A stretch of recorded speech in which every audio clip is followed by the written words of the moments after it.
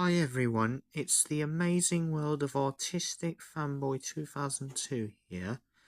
Today I'll be reviewing Back to the Future, came out in 1985.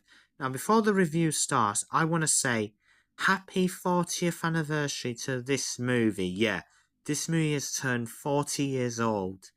So it tells the story about Mike McFly, played by Michael J. Fox, who goes to see Professor Doc Emmett Brown, not Professor, Doc Emmett Brown, sorry, played by Christopher Lloyd, which you know him in Who Framed Roger Rabbit and Nobody and other films he was in. He's also in The Wednesday Show with Jenna Ortega.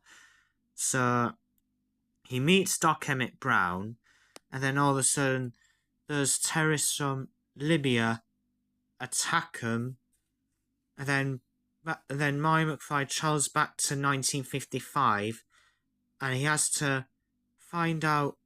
And then he meets Doc Emmett Brown in 1955, and he sees this picture of a family photo, and it's starting to fade from existence.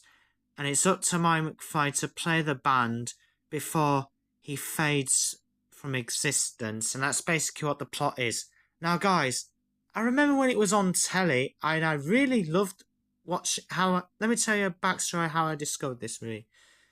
It was on telly that time, and I really loved it. It was a really good film, was that, Back to the Future. And there comes Back to the Future Part 2, which came out in 1989. And then you have Back to the Future 3, which came out in 1990, of course. But I'll review those sometime in the future. And I'll be reviewing The Last Witch Hunter tonight, just in time for Halloween. Because it is Halloween.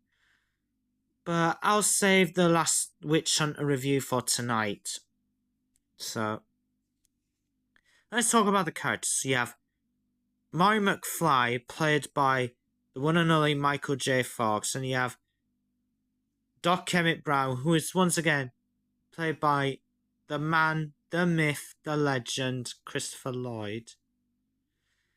And you also have, there's this villain called Biff Tannen. Yeah, Biff Tannen. He is the main antagonist of the film. He tries to kiss Marty's mum when Marty McFly went back to the future, and somehow his mum has a crush on him. Like, don't you think that's a bit weird, really? That your mother has a crush on your own son?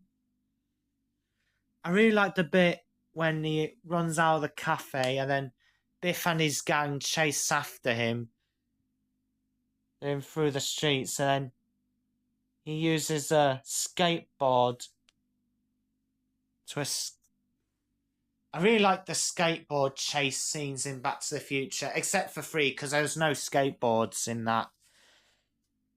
Yeah, and the acting was good. The story's great for a Robert Zemeckis film.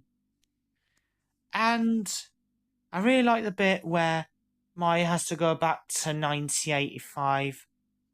When the movie ends, when Doc Emmett Brown shows up in his DeLorean and he says, "Oh, when will we go? We don't need roads."